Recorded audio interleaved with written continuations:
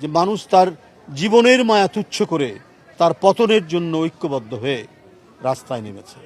ভারত বাংলাদেশের গণতন্ত্রের পক্ষে নয়, বরং শেখ হাসিনার জমিদারি ফেরত দিতে কাজ করছে, এমন মন্তব্য করে বিএনপির সিনিয়র যুগ্ম মহাসচিব রুহুল কবির রিজভী বলেছেন, ভারতের প্রতিরক্ষা মন্ত্রী তার দেশের কমান্ডারদের সঙ্গে বৈঠক করেছে, এটা উদ্বেগজনক নয়। তবে জনমনে প্রশ্ন দেখা দিয়েছে, এটা উস্কানি কিনা।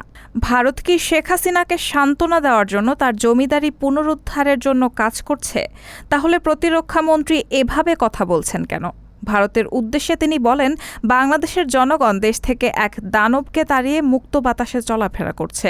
আমি যে গ্রেপ্তার হতে পারি, গুম হতে পারি, এই শঙ্কা আর নাই। এখন মানুষ স্বাধীনভাবে চলাফেরা করছে, শান্তিতে ঘুমাতে পারছে। এটা কি আপনারা চাচ্ছেন না? বাংলাদেশে গণতন্ত্র ফিরে আসুক, মানুষ শান্তিতে থাকুক। এটা কি ভারতের নীতি নির্ধারকরা পছন্দ করে না? আমরা যেমন ভারতের স্বাধীনতা সার্বভৌমত্বকে শ্রদ্ধা করি, ভারতের উচিত আমাদের স্বাধীনতা সার্বভৌমত্বকেও শ্রদ্ধা করা। রিজভী বলেন, বাংলাদেশ যে একটি বীরের জাতি, এটা ভারতের মাথায় রাখতে হবে।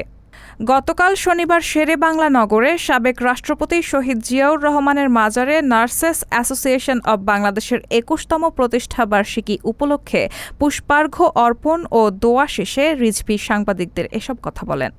এ সময় সেখানে বিএনপির সহ নার্সেস বিষয়ক সম্পাদক ও ন্যাব সভাপতি জাহানারা বেগম ছাড়াও ছিলেন বিএনপির স্বাস্থ্য বিষয়ক সম্পাদক ডা মোহাম্মদ রফিকুল ইসলাম, সদস্য মোহাম্মদ মাহবুবুল ইসলাম, ইঞ্জিনিয়ার ইকবালুর রহমান রোকন, ন্যাব সাধারণ সম্পাদক মোহাম্মদ সুজন মিয়া, কেন্দ্রীয় স্বেচ্ছাসেবক দলনেতা আরিফুর রহমান তুষার, কেন্দ্রীয় ছাত্রদল সহসভাপতি ডা আউয়াল, ন্যাব নেতা মোহাম্মদ হোসেন তমাল, শাহিনুর রহমান সহ নেতৃবৃন্দ। রায়হানা মুন, সবার কথা।